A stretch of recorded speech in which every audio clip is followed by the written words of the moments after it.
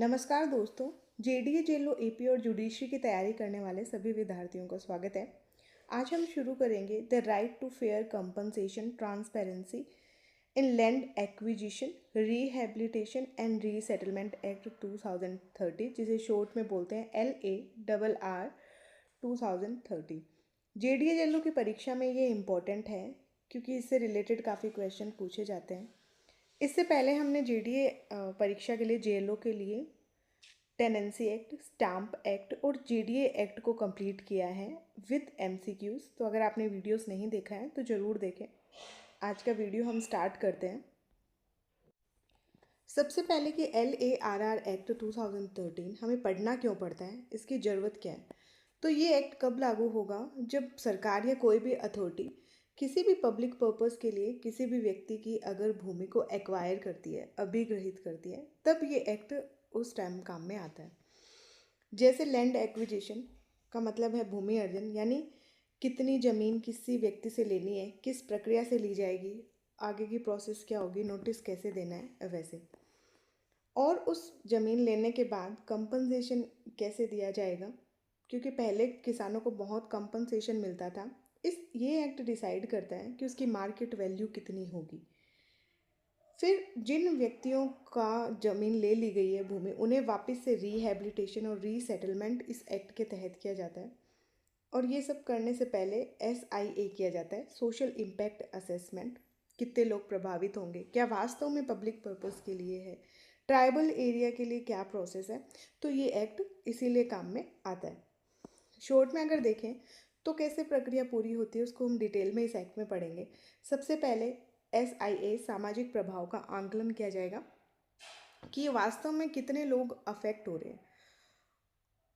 उसके बाद एक अधिसूचना जारी की जाएगी उस एरिया के लिए और कंपनसेशन डिसाइड करेगा। उसके बाद एक अवार्ड पास किया जाएगा और फिर वापस से अगर जो भी पेमेंट और रिहेबिलिटेशन रीसेटलमेंट है वो सब किया जाएगा और फाइनली जाके भूमि को अधिग्रहण किया जाएगा, एक्विजिशन किया जाएगा। तो इस एक्ट को टोटल 13 चैप्टर में डिवाइड किया गया है और टोटल सेक्शन के साथ में 91 जो लास्ट चैप्टर है 114 चैप्टर तक, और इसके साथ ही इसमें 4 शेड्यूल है जिसे हम 1 बाय 1 करेंगे और ईच एंड एवरी सेक्शन के साथ में MCQ को डील किया जाएगा। तो सबसे पहले हम स्टार्ट करने वाले हैं प्रीलिमिनरी से, प्रारंभिक उपबंध जो सेक्शन 1 से लेके 3 तक है। तो स्टार्ट करते हैं सेक्शन 1 से। सेक्शन फर्स्ट बात करते हैं, बेसिक जो है उसके बारे में बात कर लेते हैं। उचित प्रतिकर पारदर्शिता का अधिकार भूमि अर्जन पुनर्वास और पुनर्स्थापना अधिनियम 2013, ये इस एक्ट का नाम है। इम्पोर्टेंट है कि प्रेसिडेंट की एसेंट कब मिली थी, तो 26 सितंबर 2013 को राष्ट्रपति की स्वीकृति मिली थी और गैजेट में ये नेक्स्ट डे गैजेट में प्रकाशित हो गया था 27 सितंबर को। और फाइनली ये लागू कब हुआ था पूरे भारत में, 1 जनवरी 2014 को। और लेकिन अभी 2019 के बाद में जो रिहेबिलिटेशन एक्ट है 2019 के बाद में ये जम्मू कश्मीर पे भी लागू है। टोटल सेक्शंस की बात करें तो इसमें टोटल सेक्शन है 114 और शेड्यूल इसमें आ जाएगी आपकी 4 शेड्यूल आ जाएगी। शेड्यूल के टाइटल इंपॉर्टेंट है। फर्स्ट शेड्यूल बात करता है भूमि स्वामी के लिए प्रतिकर, compensation for land owners. Second schedule rehabilitation and resettlement entitlements, यानी पुनर्वास और पुनर्स्थापना का लाभ। थर्ड है इंफ्रास्ट्रक्चर एमिनिटीज़, आधारभूत सुविधाएं क्या दी जाएगी। और फोर्थ है अनेचमेंट कवर्ड अंडर दिस एक्ट, अधिनियम के अंतर्गत सम्मिलित अन्य अधिनियम। तो फोर्थ शेड्यूल में क्या आ जाएगा, अनेकमेंट कवर्ड अंडर दिस एक्ट। तो ये इसका बेसिक हमें याद रखना है। सेक्शन फर्स्ट बात करता है शो टाइटल एक्सटेंड एंड कमेंसमेंट। तो एक्ट का नाम क्या होगा, right to fair compensation and transparency in land acquisition rehabilitation resettlement act 2013, in short LARR act 2013। इसका विस्तार कहाँ है, सारे भारत पर इसका विस्तार होगा। कमेंसमेंट कब से माना जाएगा, सेंट्रल गवर्नमेंट गैजेट में नोटिफिकेशन से एनफोर्स को एक्ट करेगी। सेक्शन 2 बात करता है एप्लीकेशन ऑफ एक्ट, ये एक्ट कहाँ कहाँ अप्लाई होगा? जब गवर्नमेंट पब्लिक पर्पस के लिए कोई भी लैंड एक्वायर करती है तो ये वहाँ लागू होगा। उसमें इसमें कुछ एग्जांपल्स दे रखे हैं जिनको शॉर्ट में किया है। जैसे मान लीजिए पब्लिक पर्पस में क्या क्या इंक्लूड होगा? स्ट्रेटेजिक पर्पस के लिए हो सकता है, इंफ्रास्ट्रक्चर पर्पस के लिए हो सकता है, हाउसिंग प्रोजेक्ट के लिए हो सकता है। तो स्ट्रेटेजिक में जैसे डिफेंस से related, army, air force, national security, state policy, safety, ये सब हो सकते हैं। इंफ्रास्ट्रक्चर में हमें पता ही है, road infrastructure, agro processing, cold storage, industrial corridor, water harvesting, sanitation, government educational institutions, health care supports, transport and space programme. और हाउसिंग प्रोजेक्ट में जैसे अलग से housing for specified income groups, housing for poor and landless persons, housing for disaster affected person. और क्या क्या इसमें public private partnership भी इसमें इंक्लूड होगी। जैसे land ownership remains with government, consent कितनी चाहिए? 70% तक कंसेंट चाहिए। और जो प्राइवेट कंपनी प्रोजेक्ट है इनमें 80% तक अफेक्टेड फैमिली होती है। तो पब्लिक पर्पस के लिए एक्विजिशन होता है ये कब अप्लाई होगा? Private company purchase large area of land, तब ये रिहेबिलिटेशन और रीसेटलमेंट वाला पॉइंट आएगा। और या फिर government acquired land for private company, किसी प्राइवेट कंपनी के लिए गवर्नमेंट लैंड को एक्वायर करती है। तो ये बेसिक सा था, इतना सेक्शन 2 इतना कोई इंपॉर्टेंट नहीं है। सेक्शन 3 डेफिनेशन क्लोज है जिसमें हमें ईच एंड एवरी डेफिनेशन को अच्छे से पढ़ना है। सेक्शन 3 में डेफिनेशंस दे रखे हैं जिसमें पहली डेफिनेशन है एडमिनिस्ट्रेटर की। प्रशासक कौन होता है? तो सिंपल सा आंसर है इसमें, सेक्शन 43 के क्लोज 1 में जिसे अपॉइंट कर रखा है वो एडमिनिस्ट्रेटर होता है। दूसरा है कि अफेक्टेड एरिया में क्या क्या आएगा? तो वो एरिया आएगा जिसे गवर्नमेंट ने लैंड एक्विजिशन के लिए नोटिफाई किया हुआ है कि ये एरिया हमें एक्वायर करना है। सी है अफेक्टेड फैमिली। अफेक्टेड फैमिली में क्या क्या आएगा? तो जिस फैमिली की लैंड या इनमूवेबल प्रॉपर्टी को एक्वायर किया गया है, जिसमें कौन कौन हो सकते हैं? एग्रीकल्चर लेबर्स हो सकते हैं, टेनेंट या शेयर क्रॉपर्स, आर्टिशंस, या जिनके लाइवलीहुड जीवन जीने का जीवन साधन है वो उस एक्विजिशन से प्रभावित हुए हैं, तो वो सब अफेक्टेड फैमिलीज़ में आएंगे। ऐसे शेड्यूल ट्राइब्स या अन्य जो भी ट्राइब्स हैं जिनके फॉरेस्ट राइट एक्विजिशन से प्रभावित हुए हैं। और कौन आएगा? वो फैमिली भी आएगी जिनका प्राइमरी सोर्स जो लाइवलीहुड है जीवन जीने का वो फॉरेस्ट या वाटर बॉडीज़ पर निर्भर हो। जैसे मान लीजिए फिशरमैन है, हंटर्स है, बोटमैन है, तो वो प्रॉपर्टी अगर एक्वायर कर ली तो उनके जीवन जीने का जो साधन है वो ही समाप्त हो जाएगा। और वो मेंबर आएंगे जिनके लैंड स्टेट या सेंट्रल गवर्नमेंट की, और वो मेंबर भी आएंगे जिसकी लैंड स्टेट या सेंट्रल गवर्नमेंट की किसी स्कीम के तहत असाइन किया गया है और लैंड एक्वायर हो रही है।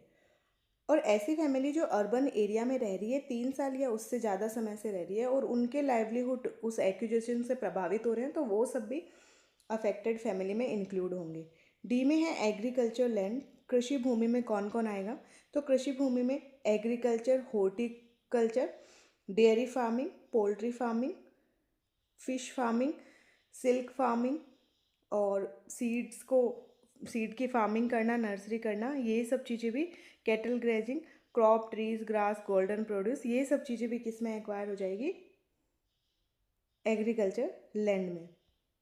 फिर नेक्स्ट डेफिनेशन अप्रोप्रिएट गवर्नमेंट में क्या क्या आएगा? तो लैंड अगर एक किसी पर्टिकुलर स्टेट में है तो अप्रोप्रिएट गवर्नमेंट का मतलब है उस स्टेट की गवर्नमेंट। जैसे अगर राजस्थान में है तो राजस्थान की गवर्नमेंट। लैंड यूनियन टेरिटरीज यानी अगर वो लैंड यूटी में है तो कौन करेगा? सेंट्रल गवर्नमेंट अप्रोप्रिएट गवर्नमेंट में। और पुदुचेरी में अगर है तो पुदुचेरी गवर्नमेंट। और एक्विजिशन अगर मान लीजिए एक से ज़्यादा स्टेट में हो रहा है एक्विजिशन तो कौन माना जाएगा? सेंट्रल गवर्नमेंट उसमें मानी जाएगी। फिर प्राधिकरण में कौन होगा? तो कोई भी अथॉरिटी या बॉडी जो गवर्नमेंट द्वारा स्थापित की गई है। इसमें लोकल अथॉरिटीज़ भी शामिल है, जैसे मान लीजिए जेडीए, यूआईटी, डेवलपमेंट अथॉरिटी। तो इसीलिए हम ये जेडीए एक्ट जो एग्ज़ाम होने वाला है उसमें ये एक्ट पढ़ रहे हैं। फिर जी में है कमिश्नर कौन होगा? कमिश्नर वो होगा जो नियुक्त किया गया इस एक्ट के तहत, जो मॉनिटरिंग करता है, सुपरविजन करता है रिहेबिलिटेशन और रीसेटलमेंट जैसे कार्य है उनका।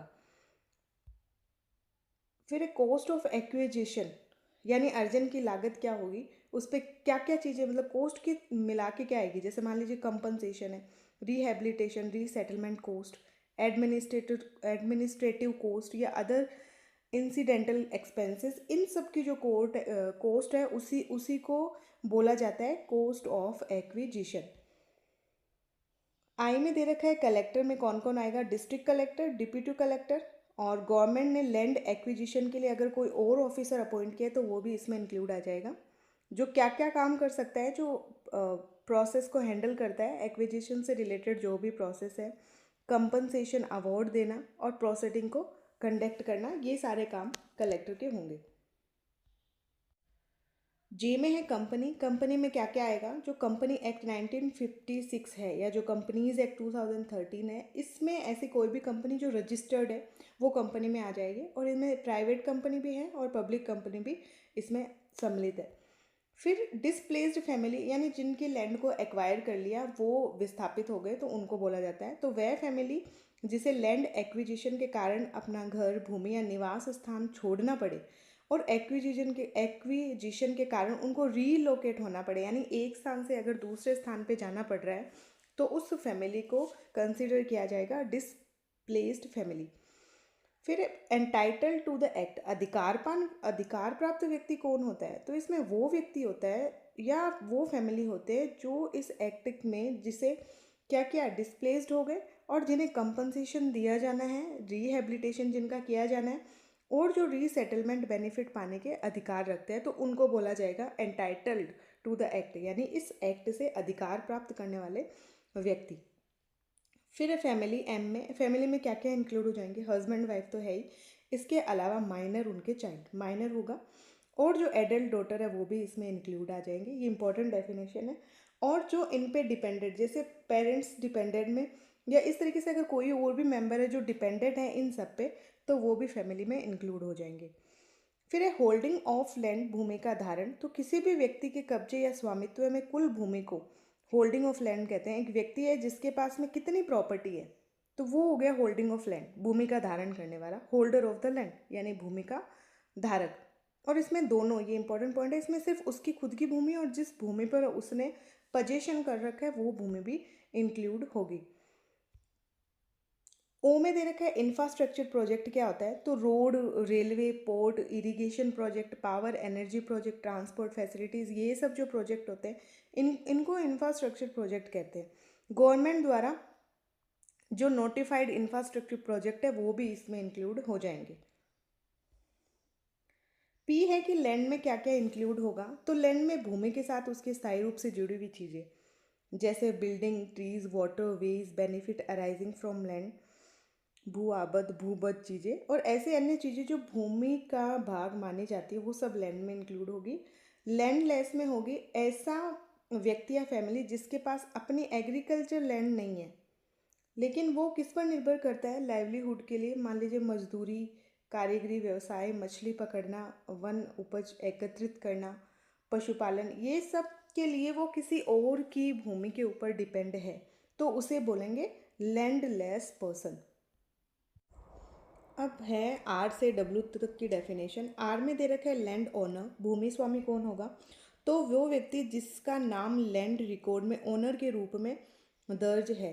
इनमें कौन कौन से व्यक्ति हो सकते हैं, जो फॉरेस्ट राइट होल्डर, पट्टा होल्डर और ऐसे व्यक्ति जिसे कोर्ट ने ओनर डिक्लेयर कर रखा है वो भी आ जाएंगे। एस में है लोकल अथॉरिटी में क्या क्या आएगा, टाउन प्लानिंग करने वाली अथॉरिटी, पंचायत, म्यूनसिपैलिटी, ये सब लोकल अथॉरिटी में इंक्लूड होते हैं। इनके जैसे ग्राम पंचायत, नगर परिषद, म्यूनसिपल कॉरपोरेशन। फिर है सीमांत किसान या मार्जिनल फार्मर कौन होता है, तो उस ऐसा पर्सन जिसके पास अनइरिगेटेड लैंड है, यानी जिस पे कृषि नहीं हो सकती 1 हेक्टेयर तक या 1 हेक्टेयर से कम, कुछ भी मान लो अगर, या फिर उसके पास इरिगेटेड लैंड है 0.5 हेक्टेयर तक। तो इम्पॉर्टेंट है कि मार्जिनल फार्मर कौन होगा, जिसके पास में अकृषि युक्त भूमि है और उसकी सीमा क्या है, 1 हेक्टेयर से कम तक है।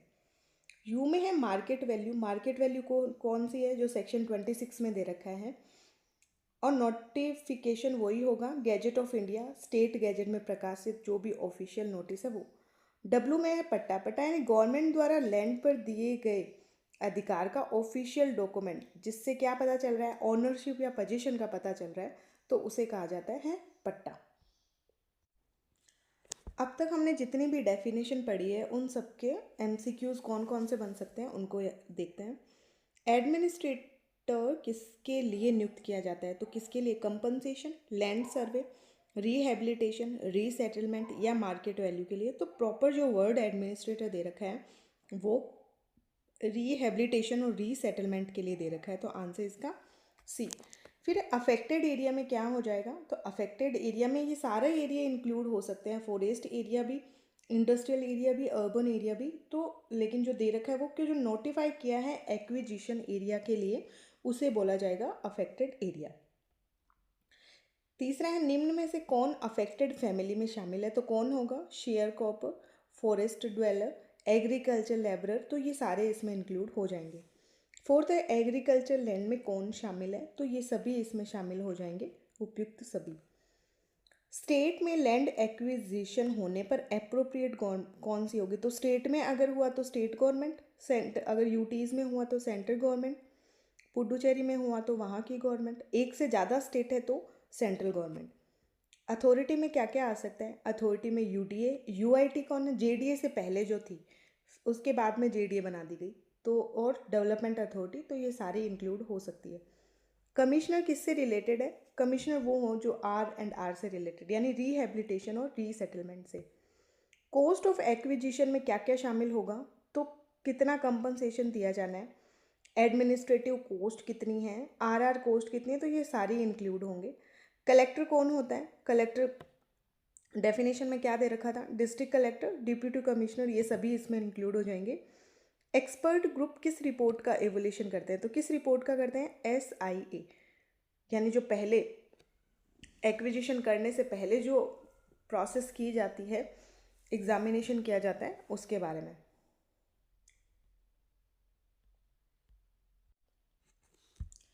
फिर है 11 क्वेश्चन कि फैमिली में कौन कौन इंक्लूड होगा, हस्बैंड, वाइफ, माइनर चाइल्ड, तो ये सारे इंक्लूड हो जाएंगे। फिर होल्डिंग ऑफ लैंड का अर्थ क्या है, होल्डिंग ऑफ लैंड का मतलब है टोटल लैंड जो होल्ड कर रखी है। इंफ्रास्ट्रक्चर प्रोजेक्ट में क्या क्या शामिल है, तो ये सभी इंफ्रास्ट्रक्चर प्रोजेक्ट में शामिल है। लैंड की डेफिनेशन में ये सभी आ जाएंगे। लैंडलेस व्यक्ति कौन होता है, जिसके पास में हाउस नहीं है या एग्रीकल्चर लैंड नहीं है, टेनेंट, लेबरर, तो जिसके पास में लैंड नहीं है। लैंड ऑनर में कौन शामिल है, patta holder, court declared owner, forest writer, right holder, तो ये तीनों डेफिनेशन में दे रखे थे, तो इसीलिए डी आंसर हो जाएगा। लोकल अथॉरिटी में कौन कौन है, पंचायत है, म्यूनसिपैलिटी है, टाउन प्लानिंग अथॉरिटी, तो ये सभी इंक्लूड हो जाएगा। इंपॉर्टेंट क्वेश्चन है कि मार्जिनल फार्मर कौन हो सकता है, तो हमने पढ़ा था अनइरिटेटेड लैंड जिसके पास में 1 हेक्टर से कम हो, और एग्रीकल्चर लैंड कितनी होनी चाहिए, 0.5 हेक्टर, तो आंसर क्या हो जाएगा इसका, 1 हेक्टर। मार्जिनल फार्मर के पास इरिगेटेड लैंड अधिकतम कितनी होनी चाहिए, 0.5 हेक्टर, ये भी इंपॉर्टेंट है। मार्केट वैल्यू को किस सेक्शन के अनुसार निर्धारित किया गया है, किस सेक्शन के अनुसार किया जाएगा, तो सेक्शन 26 के अकॉर्डिंग किया जाएगा। फिर है 21, नोटिफिकेशन कहाँ प्रकाशित होते हैं, तो गैजेट में प्रकाशित होते हैं। पट्टा क्या है, तो पट्टा क्या होगा, लैंड राइट डॉक्यूमेंट्स, यानी जिससे पता चल जाता है कि आप उस प्रॉपर्टी के ऑनर हैं या फिर आपने प्रॉपर्टी को परचेज कर रखा है। PPP प्रोजेक्ट में कंसेंट कितनी चाहिए, तो कितनी कंसेंट चाहिए, 70% तक कंसेंट चाहिए। और प्राइवेट कंपनी एक्विजिशन है तो उसमें कितनी चाहिए कि 80% चाहिए। ये दोनों ही इंपॉर्टेंट क्वेश्चन है। उसके बाद एक्सपर्ट ग्रुप का मुख्य कार्य क्या है, तो यही SIA रिपोर्ट का इवोल्यूशन करना। तो आज के लिए इतना ही, मिलते हैं नेक्स्ट वीडियो में। डेफिनेशन काफ़ी सारी है इसमें, तो नेक्स्ट डेफिनेशन का पार्ट हम अगले क्लास में करेंगे MCQ के साथ, तो आप बने रहे। Thank you so much and keep watching.